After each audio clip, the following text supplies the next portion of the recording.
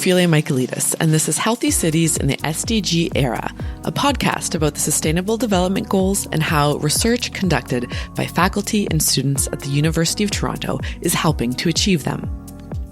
We're recording from Toronto, or Takaronto, which for thousands of years has been the traditional land of the Huron-Wendat, the Seneca, and the Mississaugas of the Credit. Today, this meeting place is still the home to many Indigenous people from across Turtle Island, and we are grateful to have the opportunity to work on this land.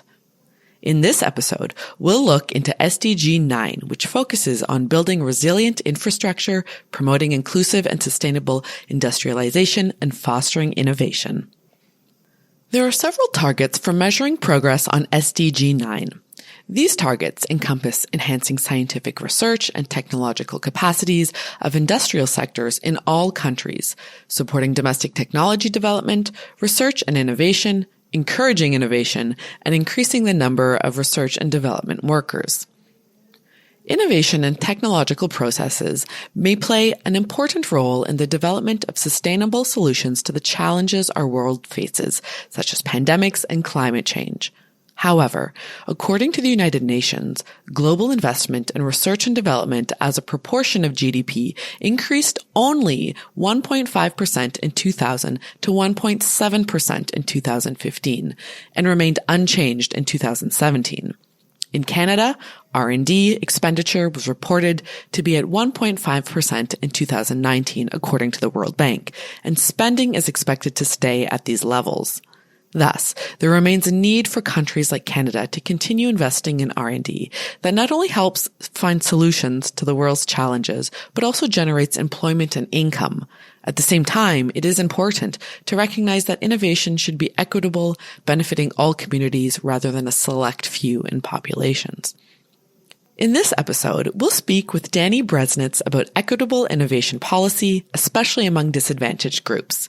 In particular, we will examine Canada's innovation landscape in the healthcare field and what can be done to improve our ability to innovate in an efficient and equitable way. Then, we will speak with Vinyas Harish about a specific innovation in the field, AI, or artificial intelligence, and its role in infectious disease and emergency preparedness. We will discuss the implications, an increasing reliance on AI in industry partnerships, and discuss the value of private-public partnerships for innovation in global health.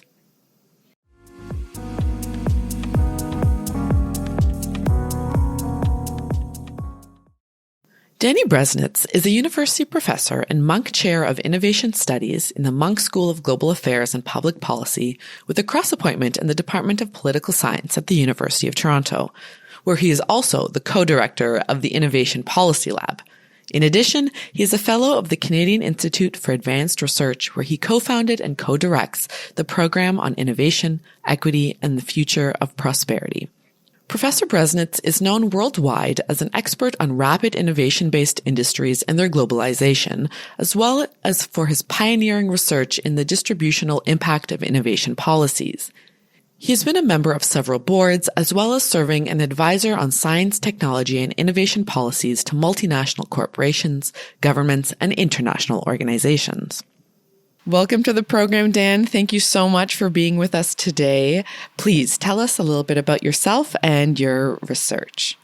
So I'm Dan, or Danny, because if you call me Dan, I probably wouldn't understand you're calling me. Bresnitz. I'm a university professor and the Munk Chair of Innovation Studies in the Munk School of Global Affairs and Public Policy, where I also co-direct the Innovation Policy Lab at the University of Toronto.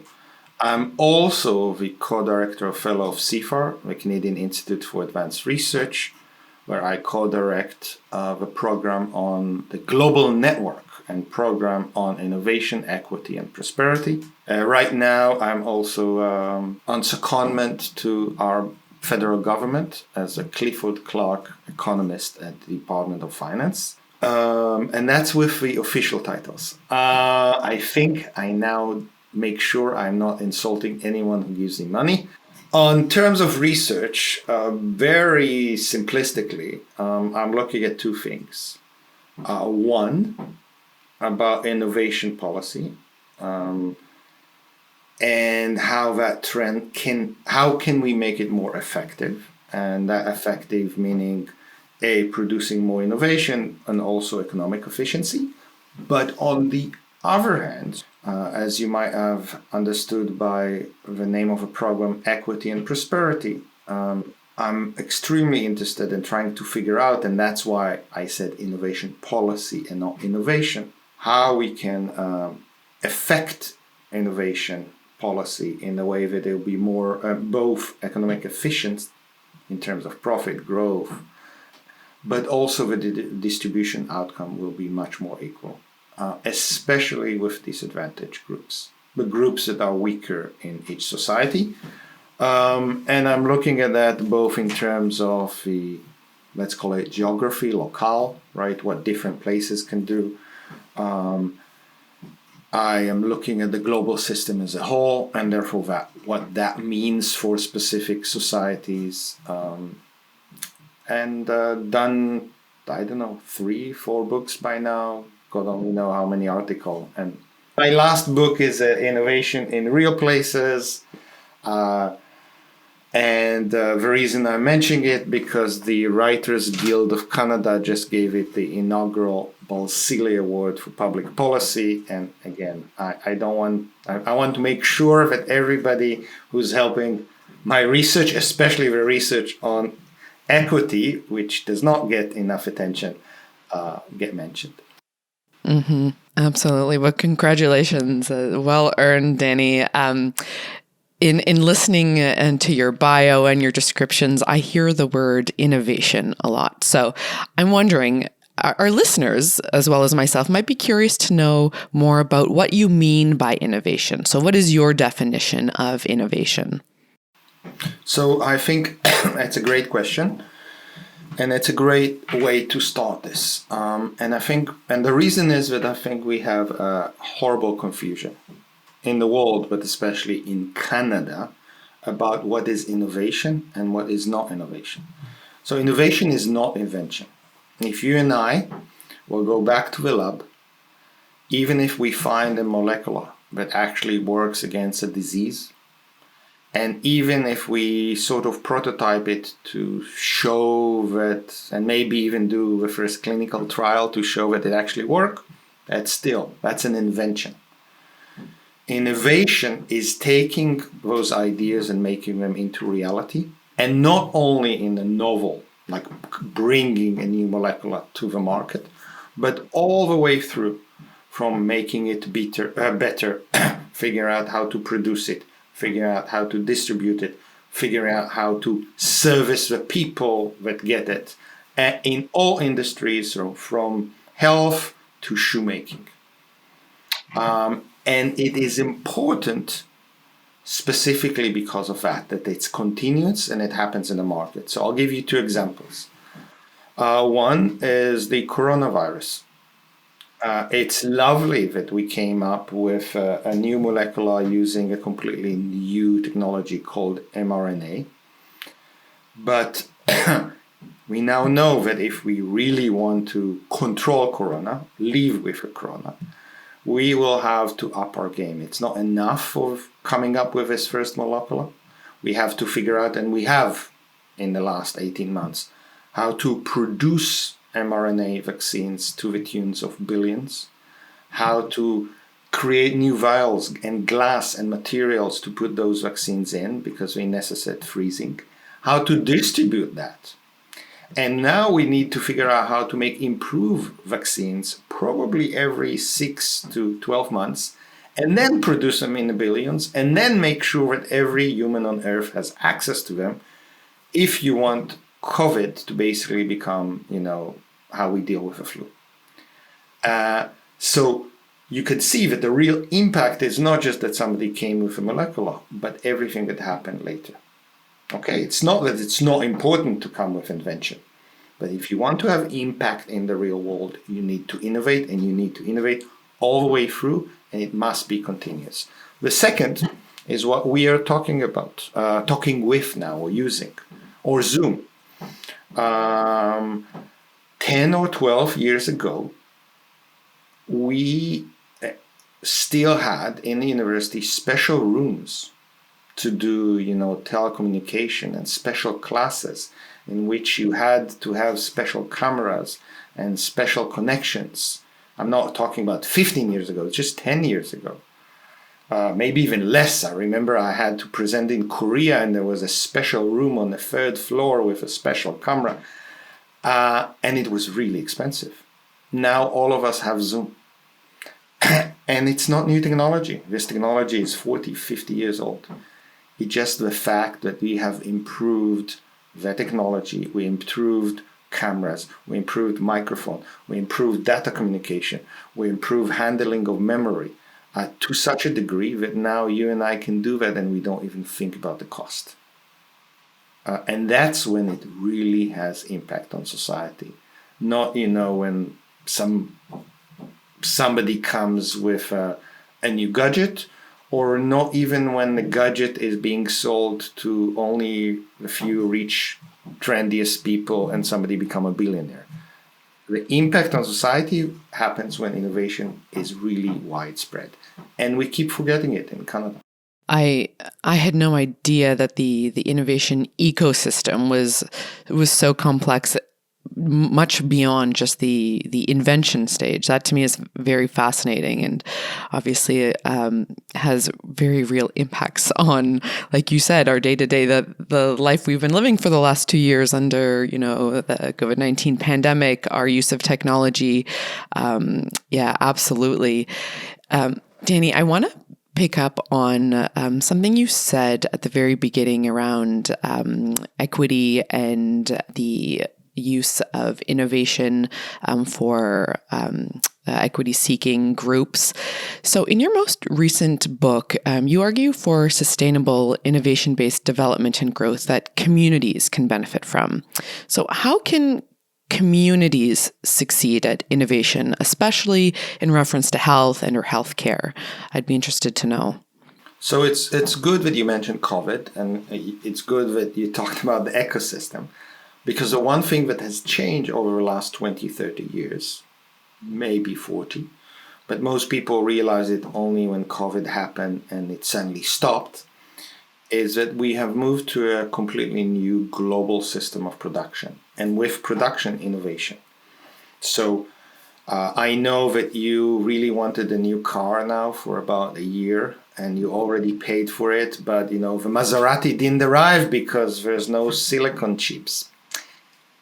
And the silicon chips, we don't have them here because through that globalization, we only now figure out that there's only one country and only about 2 companies from that country that actually can innovate in the production, not on the coming of new designs, but in the production of semiconductor chips. And I'm talking about Taiwan and TSMC and UMC. The reason I'm mentioning it, that what really happened in the last 30 to 40 years, that we have taken production of both goods and services, basically broke them to discrete stages. So coming up with let's talk about semiconductors, or if you want, the mRNA vaccines. There'll be a company that will come up with a new molecular or a new design for semiconductors. As soon as they finish this, and this is basically a software code in both stages, they ship it over the internet, automatically, to somebody who actually know how to take that software code and make a real product out of it. But that product is not enough. Now you maybe have a molecular, and maybe you have the chip. It actually needs to go into a system of multiple chips. Just think about your smartphone, which is basically a supercomputer with 10,000 components. Or the mRNA vaccines that have to be put in a lipid and be produced. And all of those then go. And basically a way to think about it, again, simplistically, but it's a good way of thinking about it, is if everything now has 4 stages. The stages of novelty, the stages in which you figure out how to produce it, how to improve, how to design it into production, then how you improve on it and recombine it, and then the last stage in which you figure out how to assemble it all together. And if you look at the 2 industries we now talked about, advanced pharma and advanced semiconductors. Let me start with the semiconductors. We can look at Israel, the US. Please notice I don't mention Canada that much. Korea, Taiwan, China, maybe Singapore. All of them have extremely successful semiconductor industries. In all of them, almost all of them have the same companies working in them. And so you might think it's the same industry, but then you look and what you see is that those companies do extremely different things in those industries. So, for example, since we are hitting on semiconductors all the time, in Israel and Silicon Valley, they come up with new ideas to put on silicon. We now know that only TSMC can actually make it happen in Taiwan. In Samsung, they control niches, so anything that you want with memory or the control of your beloved touchscreen. And then in China, they actually figure out how to take those 10,000 of components, constantly changing materials from glass to metal, and coming up with a product that you actually will want to buy in a price you can buy, and then ship it all over. And the same thing, by the way, happened with vaccines. People talk about Moderna producing. It's not Moderna that actually produced the vaccines. It's Swiss. In this case, it wouldn't be Korea, it would be Switzerland. And we can go on and on. The reason I mentioned it is that it tells you that you need to excel in innovation in different stages, right, in order to be able to compete on those stages.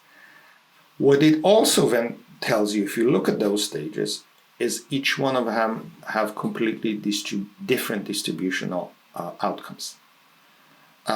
If you go to the extreme Silicon Valley, so Israel and Silicon Valley itself, the only people you will employ are very high-end R&D engineers. So the graduate of the best universities in STEM, so not people you should actually worry about. They will get unbelievable salaries and a lottery ticket called, stock options. Their financiers, and maybe a few celebrity chefs, will be either millionaires with a chance of becoming a billionaires. But then there's the other 85% of the population, and they don't even get reasonable jobs. In the book, I go into details. We can talk about it later. It's okay if that's your decision as a society, right? I don't think, I would argue that it's extremely difficult to even try to imitate Silicon Valley right now. But if that's your decision, you should be aware that if you're successful, you're going to have massive inequality, and figuring out how to deal with it beforehand, not when, the proverbial shit hit the fan, so to speak. In different stages, right? And focusing on those kinds of innovation, you decide also on who is going to be involved and how you're going to reimburse them. Wages, stock options, right? So those are decisions about how your society looks like. And it's not a surprise that Israel became one of the most innovative countries in the world from being completely uninnovative. But also became the second most egalitarian in the OECD to the second most unequal society among rich countries. And Taiwan actually stayed more or less equal. And Finland, by the way, if anyone wants another example of highly innovative country who became highly innovative and still egalitarian, Finland, which actually looks a lot similar to Canada, apart from the fact they know how to innovate and we don't. Mm-hmm. Maybe a different stage, right? Maybe look into our future. Who knows? But I'm fascinated, Danny, by the link between equity and innovation that you've described, and some of the fascinating exemplars that you've given. It was not lost on me that Canada was not in the list there in several of the examples that you gave. I'm curious to know what the current health innovation landscape looks like in Canada as it stands, and what can be done to make health innovation perhaps better in the future here in Canada. So Canada is not, as a country, even in the game. So let me just, and we can talk about examples in different industries in different stages. And in the book, I have, the shoe industry in Italy, bicycle making, and everything high tech, right, in different parts of the world. Canada as a country, right, we might be able to talk about specific places, is not really in the game of innovation, which is actually surprising. Because in the last 30 to 40 years, we have become the most highly educated country in the world. Some of my colleagues in economics would argue that I'm counting colleges here and not just universities. And my answer to them would be that it's just like R&D intensity statistics. If you're number 5 or number 1, it doesn't really matter, especially if you've been number 1 to 5 for 10 years. You're at the top. The same is for our research, and that's really important, by the way, for health.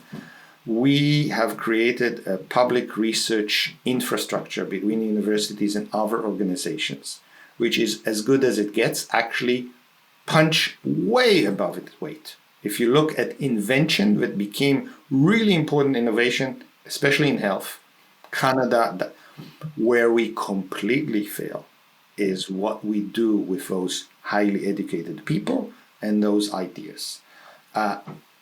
For example, one of the most common statistics is to look at the two things. One, the investment of a private sector in R&D and innovation, ratio for GDP. Canada is the only OECD country that has declined year by year for the last 20 years. And I'm very happy to say we now get really officially the wooden spoon, because as of this year, we are now below Poland. Okay, in that intensity. So our private business, we have a classic market failure in the private business that unfortunately not enough people talk about, because they constantly talk about our higher education research, blaming the university, blaming it. The private business does not invest in R&D. Worse, a private business does not even invest in new technologies. And the private business, and you can see it also in the median wage, Canadian median wage for the last 46 years is stagnant, because the business model of most Canadian companies now is to take highly educated people, pay them below market price, because we know the price that we get is wages, and put them to work in minimally technologically advanced capital that sort of, because they're so overqualified, they have enough productivity that the profits for those companies keep on going. Okay, so we have a disastrous market failure, which we don't even talk about. We constantly talk about other innovation failures, but without fixing the private market, it's game over for Canada. And it was so slow that we haven't noticed, but now COVID exposed it. Whether we're going to do something about it, I don't know. And then comes health. So the problem, and we have several problems with health. One is health now is an IP on the top end. Okay, there's the health on the top end, and there's health in which you can actually have a sustained creation of very good jobs. And they're not exactly the same. Remember Moderna? And then I said somebody produced for them is Swiss and other companies. So on the high end, it's a complete IP game, intellectual property. We have been losing this game. We haven't been playing this game for about 40 years. And especially since a few trade agreements like NAFTA, it have gotten worse. So my colleague Dan Traffler and a few others just looked at the royalties on IP trade balance between just the US and Canada since NAFTA, and it moved from us being on the top to us being on the bottom to the tune of about 5 billion. And then if you look at the overall trade of Canada, there's another almost 2 billions that's in IP that Canadian companies and individuals pay in order to use. The sad fact is that a lot of that IP in health and other places like artificial intelligence is actually based on Canadian inventions. Okay? In health, it's even more, on that level, it's even more complex because we don't really no longer have companies that can play this game. Our health system, while public, is actually fragmented because it's controlled by the provinces. And with some federal, and it's also fragmented because there's a granting council, there's a hospitals, there are some interesting experiments, especially since some people have figured out that we cannot win the IP game, so we might want to play open IP. So there's an experiment happening around the University of Toronto, experiment happening around McGill, but they're not big enough. And I'm also not quite so sure that this is a game we can win. We need to be a lot smarter, right? I have looked at the size of the NIH, and I've looked at the size of a Canadian federal budget, and this is not a game we can win, period. And remember, I just said the NIH, I did not say anything else in the US. So what is a game? And by the way, even if we win, what kind of jobs we'll create? And that's, I think, where our failure is. We constantly underestimate what I'll call here the Taiwan model. Taiwan model and TSMC and UMC and other companies have created magnificent jobs and wealth for their country, highly distributed, by saying we are not going to fight this game. But every time, let's say, an mRNA medicine, because this is going to transform medicine, not just vaccines, comes, the people who know actually how to produce the product are those Taiwanese companies. And we, instead of figuring out that this is the new game to have in town, focus almost obsessively on creating facilities for one vaccines for one company. So Pfizer will have a vaccine facility here, Moderna. No, we need to create the capabilities in which whenever, call it contract manufacturing, we need a Canadian mRNA TSMC. So I don't know how you want to call it, Canadian mRNA M production facility, whatever. But whenever somebody anywhere come with a new mRNA molecular and try to figure out how to produce it, they come to us. And the same can go for almost everything we can talk about. A very interesting model actually does not happen in Toronto. It happens in Hamilton, around McMaster University, who also, by the way, if you look at their history, have innovated in the way we now teach medicine and problem solving, and have also innovated in the way in which we try to innovate in actual medicine, called evidence-based medicine. Both of them are from McMaster. Both of them means a different thing about how you treat and how you produce treatment, which is much more, let's call it, line workers, meaning the practitioners, and not just, there's an R&D facility with scientists, they do their things, and, the medical doctors just say, get this spiel and put it into people. But it's much more coming through the practitioners and users. And you could see the companies that come from or have been coming through McMaster's. They are creating platforms for all cancer or multiple cancer medicine. They might sometimes have to come up with molecular themselves, so somebody will give them money. But you look at the real inventions, that's where they are, platform companies.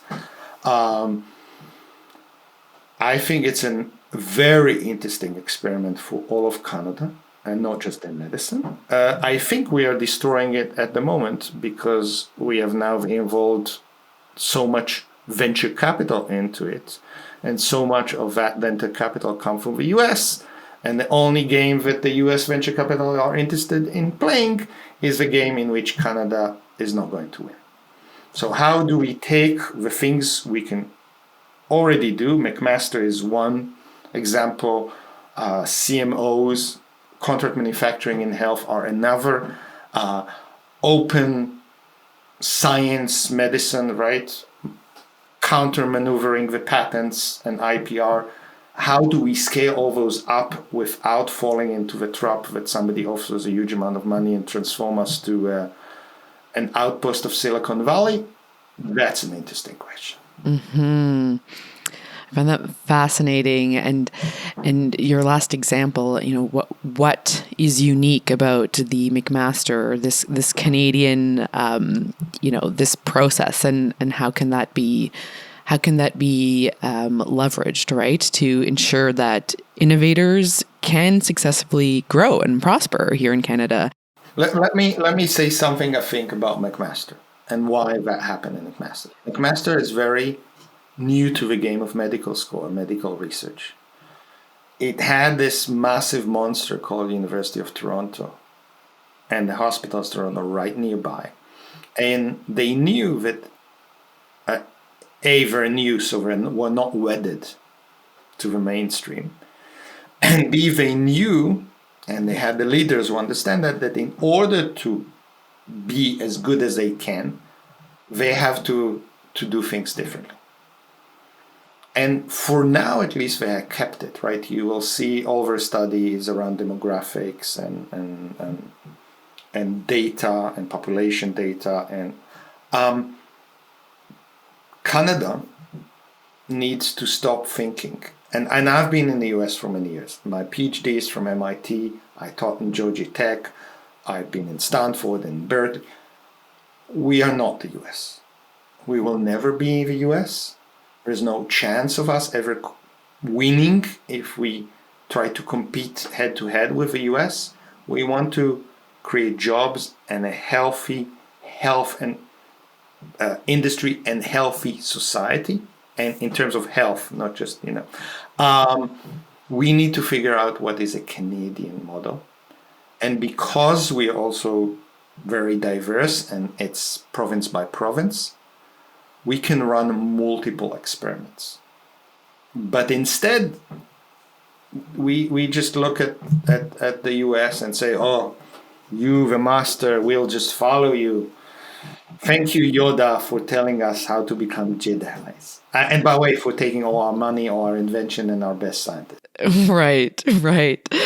So in listening to this, how can we here create an enabling environment for all these things that you've described? And, often, when I think enabling environment, I think policy, the policy sector. I know you mentioned, your work in innovation policy at the very beginning of our talk. So how can policies, whether they be, focused on health, science, innovation itself, how can they be designed to spur good innovation in the field?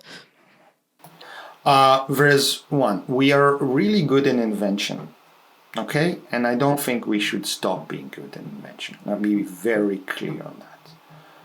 We need one easy thing that we need to do is to figure out a better way of how those inventions, from the lipids that you now have to use in order for the mRNA vaccines, to new vaccines, to new medicines, how do they translate into products, real thing, inventions in Canada? That's one. In order to do that, we have to figure out new financial instrument, but we also have to figure out how to deal with IP, intellectual property. And there is no way in hell that we can win this game if we are not becoming much more creative. And if we do not figure out, we are in a strategic disadvantage, how do we work with it? And we, from patent collectives to open science to various thinking about prior research to attack back the companies that will attack, creating a space for Canadian inventors to become innovators in Canada. Okay? The second is stop being obsessed about the new molecular. I talked about Taiwan. Forget Taiwan for a moment. Look at Switzerland. Look at Denmark. Even look at Ireland. Look at the American biotech industry. And then calculate how many great jobs and billions of dollars the American biotech companies or industry actually create, not in India and China, but in Switzerland, Denmark, and Ireland. Countries where, we can compete with them easily. And then up the game and saying, okay, those are in the global industry, right? Health industry. Those are position of power, the Intel CPU, giant bicycle, framework that is now that in those industries, they will have to figure this out. And they're not cool. They might be boring, but they need a huge amount of innovation and different financial institution than, Silicon Valley and Wall Street venture capital. Let's figure out what companies we have that can play in this game. Figure out what laws and regulations they need in order to grow in Canada. And what kind of other things like finance they need, and make sure that they can do that. Because they'll produce tens of thousands of jobs for Canadian who are not only going to have a MD from our best university. Right. Yeah. Well, it sounds like there's tons of potential for policymakers to play a coordinating role, a supporting role, an enabling role, and all of the things that you just mentioned.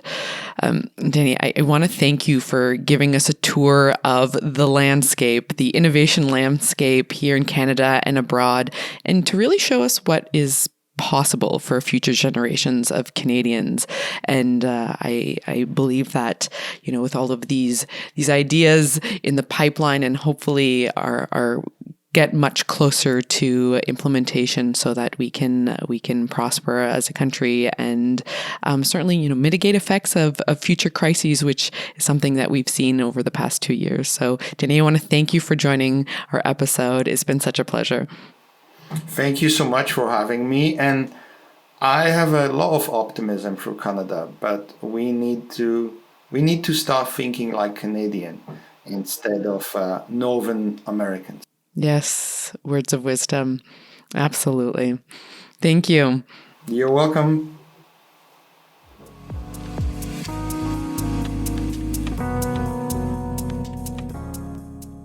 Vinyas Harish is a fifth-year MD PhD candidate at the Temerty Faculty of Medicine at the Dalla Lana School of Public Health at the University of Toronto. He's also a postgraduate affiliate at the Vector Institute and a graduate fellow at the Schwartz Reisman Institute for Technology and Society. He holds a CIHR Frederick Banting and Charles Best Canada Graduate Scholarship doctoral award to investigate how digital technology can support public health emergency response and promote resilient health systems. His research areas include machine learning, emergency preparedness, clinical and population decision support systems, and the governance of artificial intelligence in health. Hi, Vinyas. Welcome, and thank you for taking the time to be on our podcast today. Thanks so much for having me. Vinyas, we'd love to know more about you and your research. Sure thing. So I'm a fifth-year MD PhD candidate here at the University of Toronto. And, what that means is it's a lot of school. But I've done the first 2 years of medical school. And those are the preclinical years, mostly learning in the classroom. And then I transitioned into my PhD in clinical epidemiology at the Institute of Health Policy Management and Evaluation at the Dalla Lana School of Public Health. And, before I tell you a little bit about my thesis, before I started this program, I did my undergrad in computer science with the emphasis on biomedical computing. So it's kind of like biomedical engineering. I took courses across the life sciences, as well as, of course, computer science. So things like machine learning, software development, as well as on the other side, global health, organic chemistry, the whole range of things. And that's when I first started getting interested in this intersection between technology and medicine and healthcare and health systems. And when I got into med school, I was interested about how emerging technologies such as artificial intelligence could be used to help us understand and respond to emerging infectious diseases. So I say that I was interested in this area before it was cool, before the pandemic. And relevant, I could have never, I could have never predicted global pandemic to happen in my PhD, but here we are. And so in response to that, I sort of pivoted the direction of my thesis because I was early enough in my graduate training to really look at how health systems can use digital technology with a focus on novel analytic methods like artificial intelligence, machine learning, to respond to crises. And I want to look at that in a couple different ways. So I'll speak more about this in detail later in the podcast, but about how we can make partnerships work better between the private sector, private technology companies, and health organizations, as well as do some work developing algorithms myself and actually working with data holdings, both at the Institute for Clinical Evaluative Sciences, so health administrative data, as well as some cell phone-based mobility data to answer questions related to the pandemic and ultimately try to move the needle on how health systems can, leverage the data and the novel technologies they have at their disposal to respond to these major crises. Mm-hmm. Vinicius, your work is so fascinating and certainly so relevant for the world that we live in today at the present moment. And as you describe, your work is very much at the intersection of many fields of knowledge. I was wondering if you could explain to us briefly how artificial intelligence, or AI, is used in the field of infectious diseases and emergency preparedness. For sure. So I'll start by just providing a brief definition of artificial intelligence and machine learning, because I'm not sure if your listeners are too familiar with it. So artificial intelligence is a very broad area of research spanning now everything from psychology to neuroscience to computer science.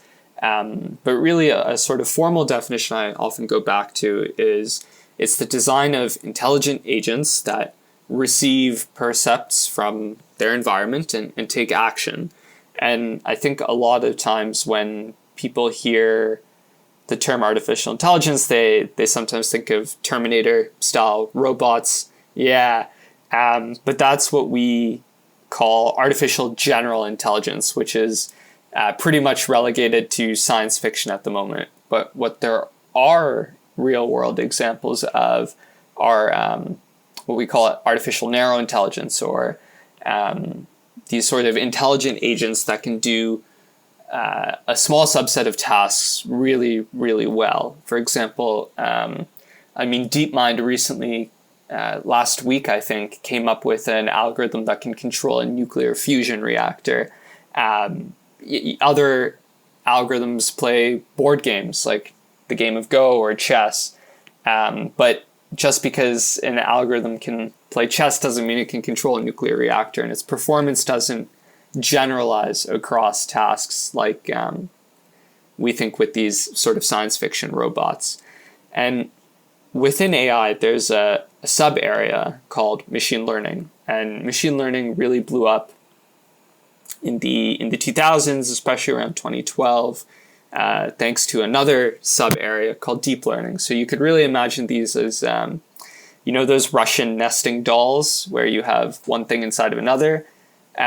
So AI is the broadest one, and then you have machine learning, and then you have deep learning as a subfield of machine learning. And machine learning is all about developing algorithms that improve with experience. And so you generally provide these algorithms with a bunch of data, a mathematical approach to learning from the data, and eventually they get better at a task based off of the data that you provide. So now that these definitions are out of the way, I'll talk about how AI could be used in infectious disease emergency response, referring this concept that I really like called the Gartner Analytic Value Escalator. And I think it's in the show notes, a link to the image, but I'll briefly describe it. So on the x-axis, you can conceptualize this notion of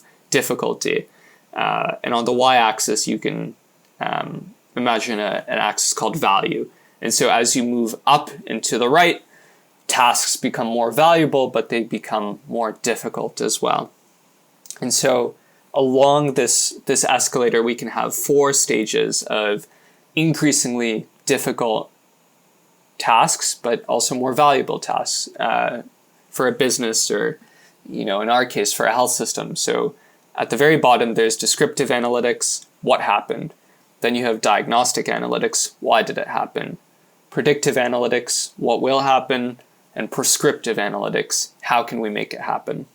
So artificial intelligence has examples pretty much along this entire spectrum. So at the ground floor, descriptive analytics, what happened? This is, when we think about something like COVID, we think about examples in infectious disease surveillance, picking up cases, keeping track of them. And there's a Canadian company called Blue Dot, actually based in Toronto, that received international attention because their algorithms detected the first cases of, at the time, what was an unknown pneumonia from the Wuhan wet market that has now, of course, evolved into the COVID-19 pandemic. And so this company has algorithms, a type of machine learning algorithm that falls under the family of natural language processing. And so these algorithms analyze news articles from all over the world pretty much 24/7, and they detected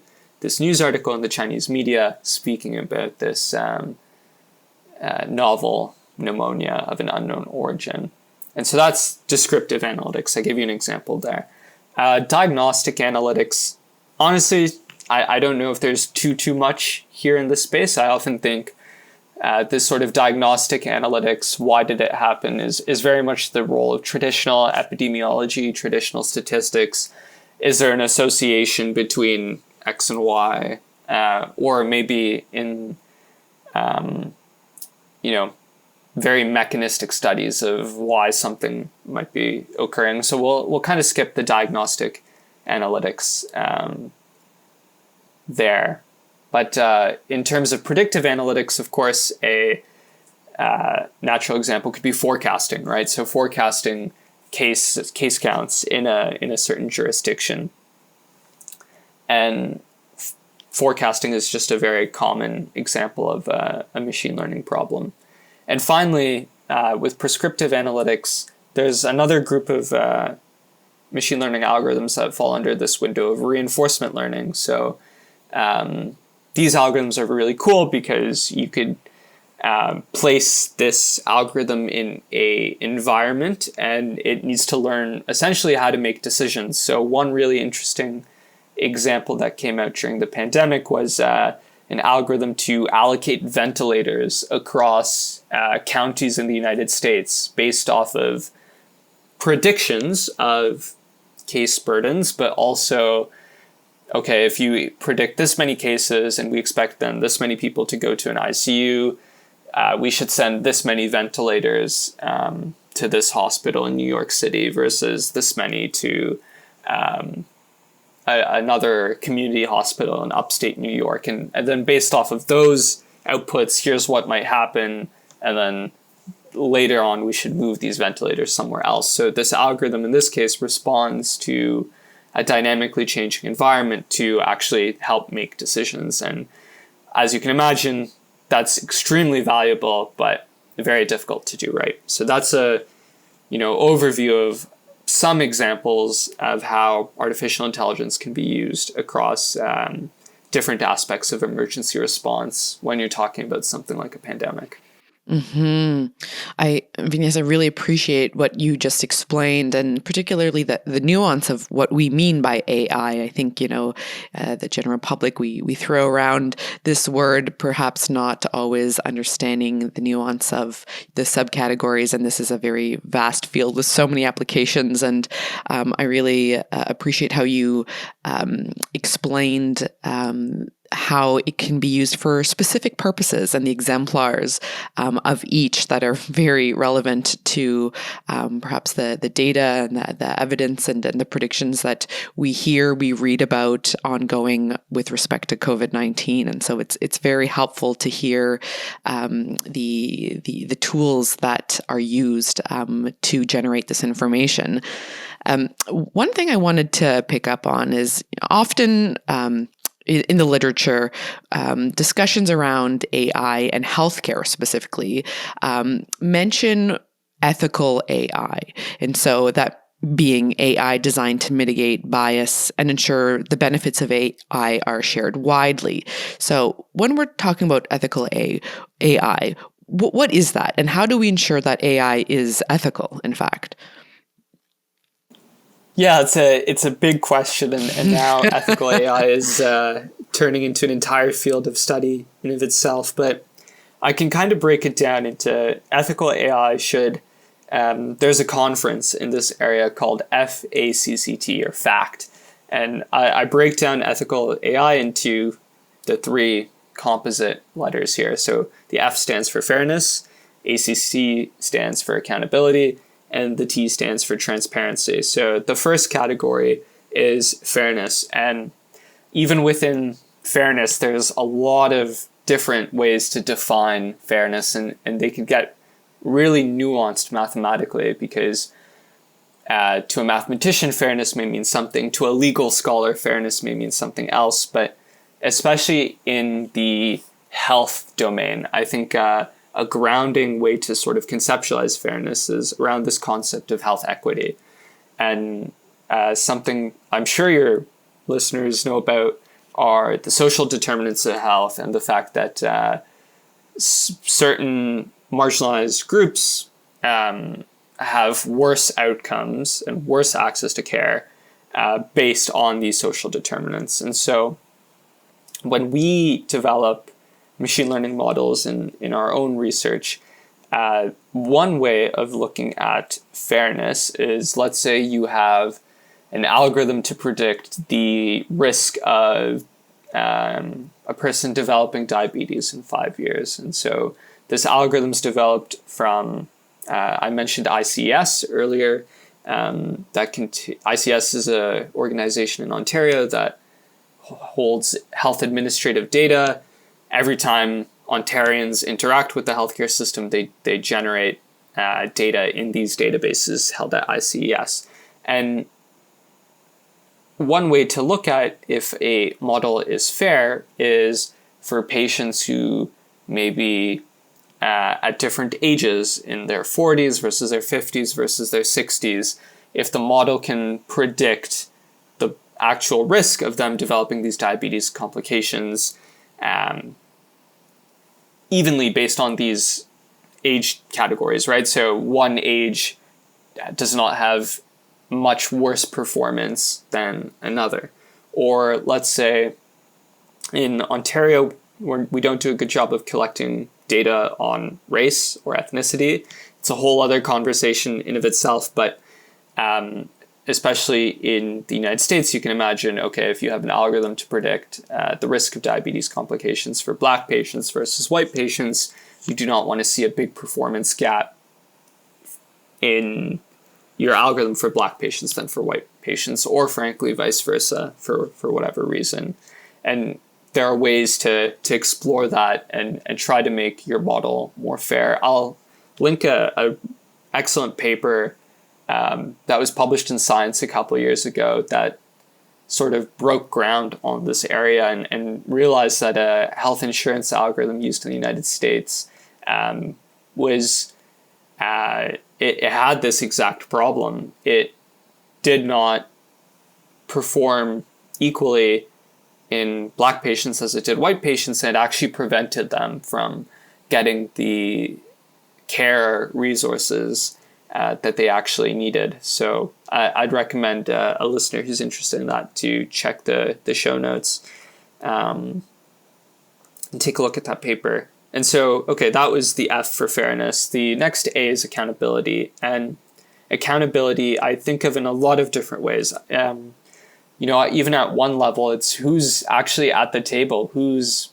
coming up with these algorithms. I think Silicon Valley traditionally has gotten a lot of flack for, being a group of cis heterosexual white men that created these technologies that the rest of the world would be using. And there's a big moment now to diversify people in technology as well as lots of other sectors to get to the fact that, people have different lived experiences, and the lived experiences they bring to the table eventually work their way down into the algorithms that they develop and the decisions that are made. So one way of remaining accountable is also, just fundamentally, who are the people who are making these algorithms that are now being used all over the world.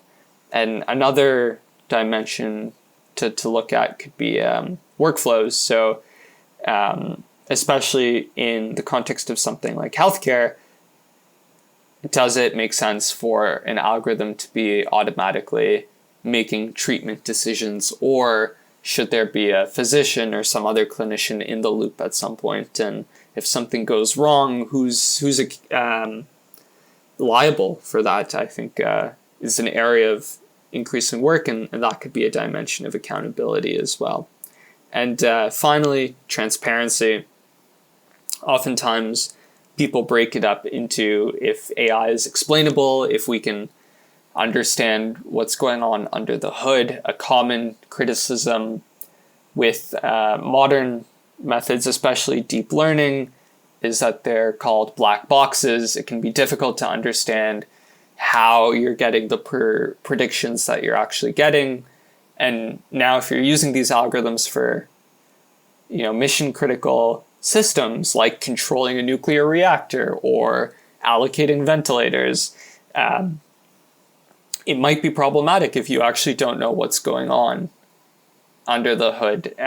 There's a lot of, again, I think I'm going to be saying this throughout the entire podcast, there's an entire field dedicated to this and a lot of debate around it. But thinking about the role of potentially explainability, I think, is one aspect of transparency. And, the last thing that I'll mention, especially in the health sciences, is thanks largely in part to the movement of evidence-based medicine, there's been a lot of rigor in the field about how to conduct research in terms of best practices for conducting different types of studies.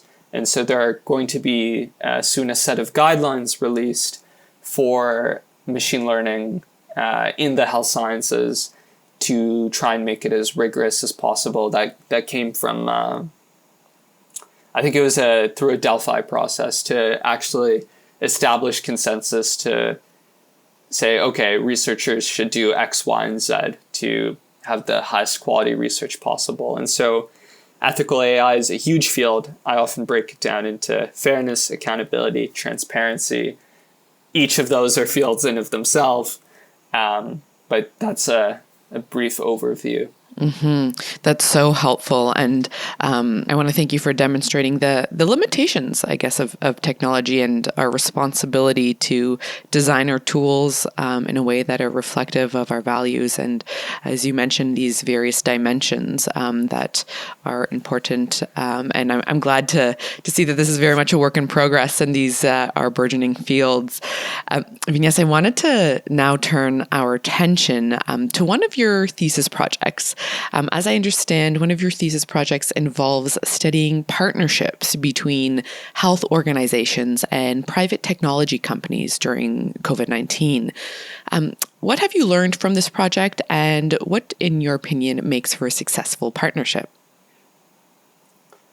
Yeah, thanks. I'm really glad to have this opportunity to conduct a qualitative study in my PhD.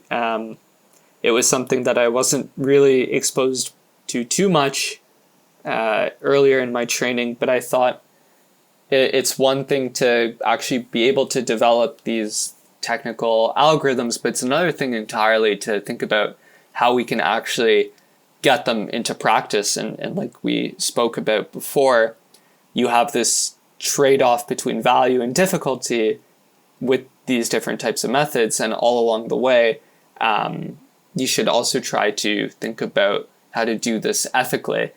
And now you're doing all of this, which is difficult enough in normal times, but in the context of an emergency. And so through this study, I interviewed, with the help of an amazing undergrad research assistant, Tom. Just want to give him a big shout out here. We interviewed, I believe, 25 individuals across 3 different partnerships between private technology companies, 2 hospitals, and a public health organization. And we found a bunch of interesting things about how they were actually able to, do all of this, to deploy technologies. They weren't necessarily artificial intelligence. They were different, but I think the lessons are largely transferable. How they navigated the barriers and enablers of responsible governance to deploying these tools in the context of a crisis. And, unsurprisingly, the first thing that we found was a pandemic, a health emergency creates an immense pressure with time and resources. And, one participant akined it to a big, COVID is just a big giant star that pulls every possible resource towards it. And so you have to make do with a lot less in terms of maybe the ability to pilot certain features or to test things out, or even in terms of the capacity people have to work on a certain problem. And so given these immense time and resource pressures, we found one of the most important things to do was to have a clear understanding on the core problem that needed to be solved. And if that isn't figured out, the whole thing goes out the window. You can't do much else beyond that, because it really is the foundation for the entire partnership. And it's one thing to identify what the core problem is at the start, but in a rapidly changing environment like COVID, the organizations also needed to make sure that they remained aligned through the course of their partnership. And they had a set of governance structures and processes to help them do that. That gets a little too technical, a little too dry, but that was basically the core challenge that they needed to solve. And I think something else that was pretty surprising to me, to do this work, we leaned on some theoretical frameworks for governing the deployment of novel technologies in the health sciences. And something that wasn't actually mentioned in the framework that we used was an emphasis on, I call it people skills, really. It's like the basic things like empathy, like patience, because everybody has been dealing with burnout. Everybody has been dealing with the constant workload of COVID.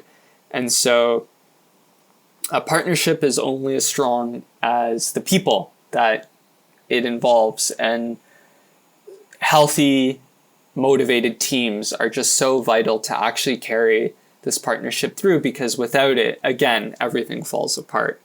And so that manifested in a lot of different ways, right? For example, leaders being really hands-on, not just when things are going well, but when the partnership is actually facing problems and they need to navigate a certain challenge, leaders need to lead and step up to the plate and help their teams navigate these problems. And, in one sense, all this sounds very straightforward and obvious, but to be able to, rigorously arrive at some of these findings and be able to characterize them and add some nuance, I think I learned a lot, found it very, very interesting, and I hope eventually the journal reviewers and editors agree and they find it valuable.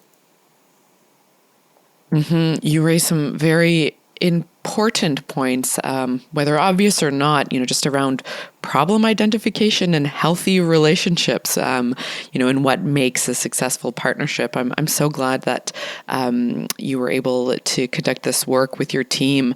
I also want to mention that so much of this work also has a very direct impact on other SDG targets. I know today we're speaking of a very specific SDG, SDG 9. However, there is an SDG on partnerships, really, that focus on strengthening global partnerships for sustainable development. In fact, one of their targets explicitly mentions the promotion of effective public-private partnerships, which I think is your work very much gets to one of the components of what makes that work. Yes, and looking ahead, I'm wondering, how do you think industry partnerships will impact the future of global health after, or perhaps in the future, vis-a-vis the COVID-19 pandemic? I think it's huge. These partnerships aren't going anywhere, because when we think about these sorts of wicked problems, climate change, equitable development, misinformation, you name it, these are problems that are just too big for one sector alone, whether it is the private sector, whether it is non-governmental organizations, philanthropy, whether it's academia, meaningfully moving the needle across all these different challenges that are really important for the SDGs will require collaboration among all of these different partners, because they all bring different skills and abilities to the table. And I think the challenge or the opportunity here is to think about what we've learned from COVID, the biggest health emergency in arguably 100 years, to really think about how we can make these partnerships as effective as possible, and really, like I said, move the needle on these big problems. Especially, I think technology companies over the last 20 years have had a growing influence on our lives, in a lot of ways good, in a lot of ways bad. But they're not going anywhere. That's the takeaway, right? And so I think the work that needs to be done now is, I think, a lot more of what I started to do in my PhD, about thinking about how we can bring all of these collective resources to bear. And I spoke briefly about, we're wrapping up the project now and we're hoping to submit this to an academic journal, but that's only one dimension of knowledge translation. The more challenging one, and the one I'm much more interested in the future, is how do we actually get practitioners to learn from these and incorporate these into what they do day in and day out. And I'm fortunate this work was supported by the Vector Institute, Schwartz-Reisman Institute for Technology and Society, UT's Ethics of AI Lab. And all of these supporters are interested about crossing the theory to practice gap. And I think that's what we need to do more of, and think about research that can help us do that effectively, because I'm so glad to see partnership for the goals being in the SDGs, because I think you can't really have too much else without that one. Exactly. Absolutely, as an enabler, and certainly the applications are endless from what I've learned from what you've shared today. I mean, yes, your work is incredibly important and complicated and complex. And so I want to thank you for all of the work that you're doing and for sharing your research with us today.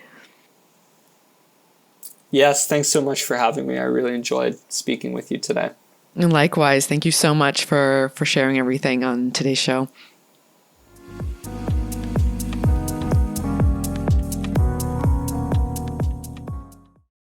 The conversations with our guests today have shed light on the importance of inclusive and equitable innovation. As Danny explained, the American model of innovation, also called the Silicon Valley model, perpetuates inequality in society. Countries like Canada should move away from this model and seek inspiration from other more equitable models of innovation, where such types of innovation can produce more jobs for average citizens rather than a specific elite in society. This episode also discussed the benefits of public-private partnerships. As Vinyas noted, a collaboration between public and private actors is much needed as they can pool resources and ideas that could provide solutions to some of the challenges the world is facing today. However, there are potential pitfalls to this approach, including a possible difference in approaches to managing such a partnership between two very fundamentally different partners. One such mitigation to this would require that partners cross the theory to practice gap by learning to effectively integrate knowledge into real-world practice. Healthy Cities in the SDG Era is made with the support of the School of Cities at the University of Toronto, whose mission is to bring urban-focused researchers, educators, students, practitioners, and the public together to explore and address complex urban challenges. We would love to hear your thoughts on Healthy Cities in the SDG Era. If you enjoyed this episode, please rate, subscribe, and share to help others find this series. You can find Healthy Cities in the SDG Era on Spotify, Apple Podcasts, and the Dalla Lana School of Public Health's YouTube page, as well as our Center for Global Health website. Join us for our next episode, where we'll look at SDG 16, Peace, Justice, and Strong Institutions. Thank you for tuning in, and we look forward to speaking soon. Take care.